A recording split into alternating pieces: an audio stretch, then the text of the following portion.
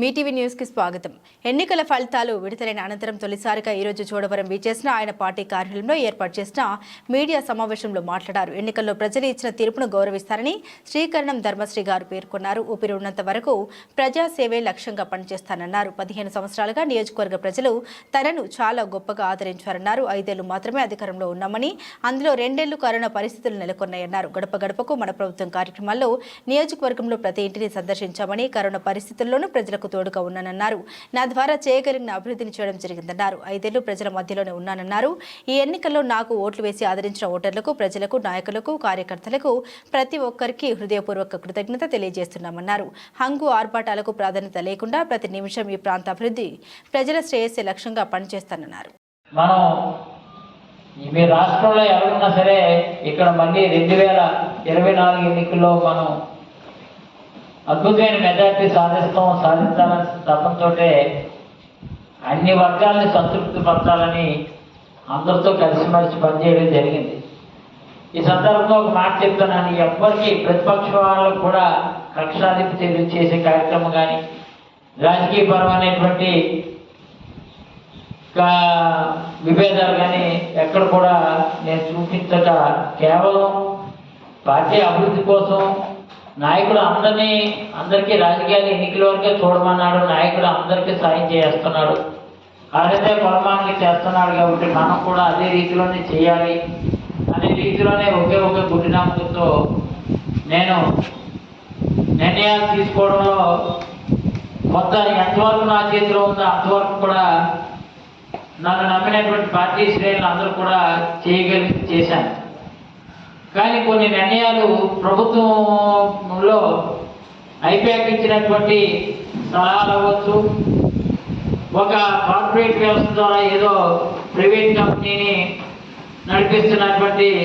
నడిపినట్టు మనం వాలంటీర్ వ్యవస్థని అర్ధాంతరంగా తీసుకొచ్చి వాళ్ళు ఏదో బ్రహ్మాస్త్రం అనే ఐపాక్ టీం వాళ్ళు చెప్తే ఆ వాలంటీర్ల ద్వారా కేడర్ అందరినీ కూడా పార్టీ శ్రేణులు అయితే మాత్రం మనం 100 రూపాయలు కూడా మనం దూరం చేసుకున్నాం. పార్టీ శ్రేణులు అందుకే ముందుకి ఎవరు కూడా ఎంత ఉత్సాహంగా పనిచేయలేదని సంగతి ఇది రాష్ట్రం అంతా అందరికీ తెలిసిన విషయమే.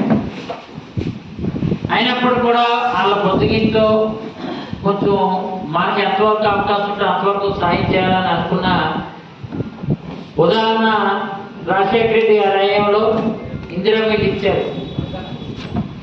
ఆయన ఆర్థిక పరిస్థితులు బాగోక ఆయన అమ్మేశాడు ఇల్లు, 3 కోట్లు గడవకు అమ్ముకున్నాడు. అంతకాడికి ఈరోజు ఇల్లు లేదు. కానీ రాజశేఖర రెడ్డి నమ్ముకున్నట్టే జగన్మోహన్ రెడ్డిని కూడా నమ్ముకున్నాడు. ఆయన పార్టీ నమ్ముకొని వైఎస్ఆర్ కాంగ్రెస్ పార్టీ పనిచేశాడు. ఆయనకి ఇల్లు ఇవ్వాలి, ఇల్లు లేదు.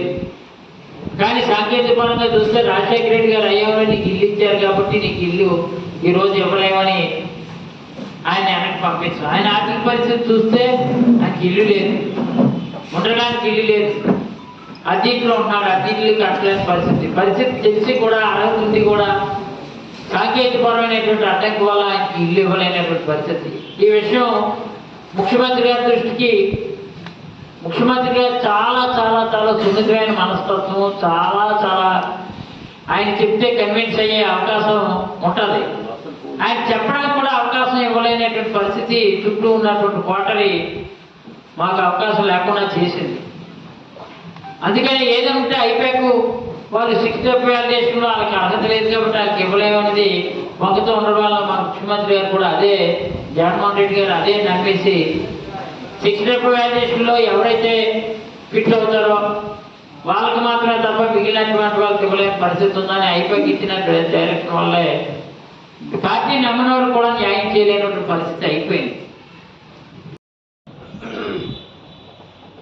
నిర్ణయాలు తీసుకోవడం వల్లే ఈ ఓటమికి ప్రధానంగా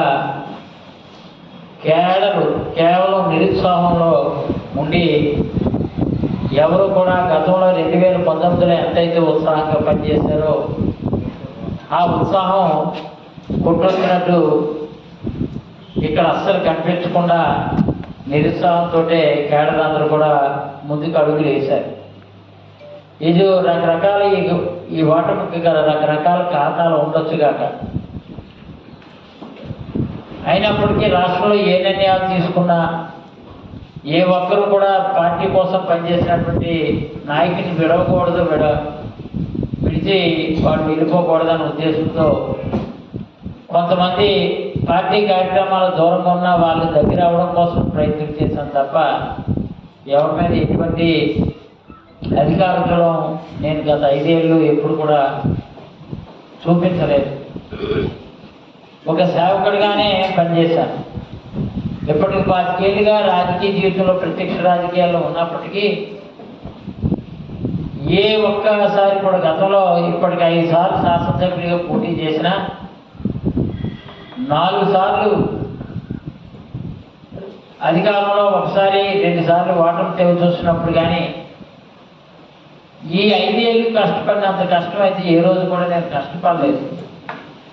ఈ 5 ఏళ్ళు చాలా చాలా చాలా గట్టిగా కష్టపడడం జరిగింది.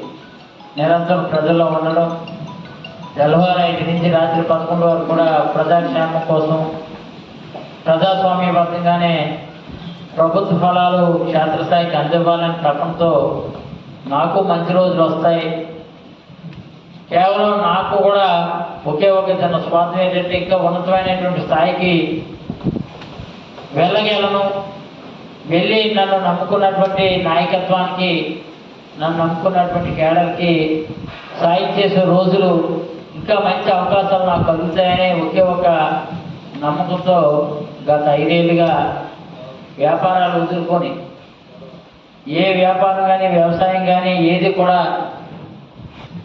వృత్తిపరంగా ఏ పని కూడా చేపట్టుకున్నా రాజకీయ పరంగానే ఇదే వృత్తి, ఇదే ప్రవృత్తి అని చెప్పి నేను గట్టిగా 5 ఏళ్ళు పనిచేశాను.